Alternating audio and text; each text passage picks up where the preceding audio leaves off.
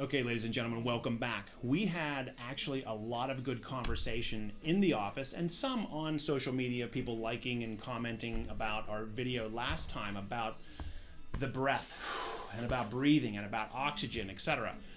There were a couple questions that we had and a couple comments that I wanted to follow up with because it seems like it's becoming a bigger issue now, especially with there are some areas where we're seeing a rise in pleurisy. We're seeing a rise in other lung issues. And it doesn't matter to me if you have pneumonia, if you have recovered from COVID-19. It doesn't matter if you actually have COPD. It doesn't matter if you have asthma or allergies. It doesn't matter. This is a tough time of year for everybody with the pollen, with the temperature changes.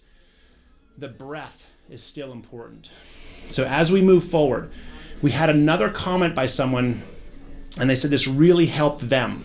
So I want you to think of anybody out there that's listening to this video, or if you have a loved one that's had, even years ago, had their chest cracked open, okay? So we don't think of that normally in terms of the spine and what a chiropractor does to help a patient even breathe better. But when we're evaluating the spine and we have someone that this person actually had their chest cracked open twice, 2 different occasions. Another patient I had years back think about your ribs coming together and then connecting to your sternum or your breastbone, but then think of those as being, and they weren't like this, but they got put back together one off.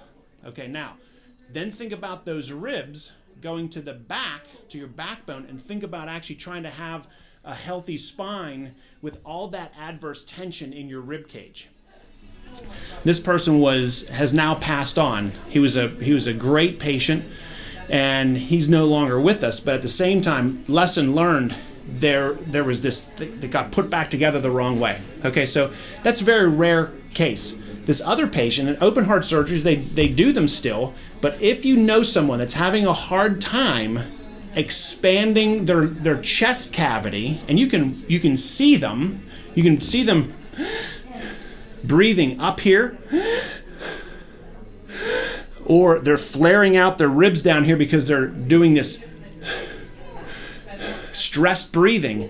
That patient, I want you to refer to this office, and I want to see if we can actually help them. This is paramount right now in any cold and flu season, but even more with the most recent issues with COVID-19. So, after having this cool conversation kind of going on all week, I want you to like this video. I want you to share it. I want you to think about loved ones or friends that you know that maybe do have problems.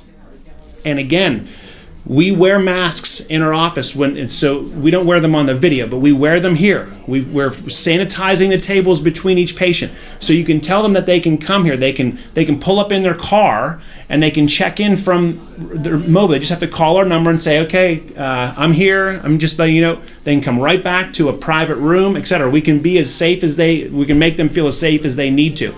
At the same time, we want to help people breathe better. So, when you're done watching this video, I want you to inhale.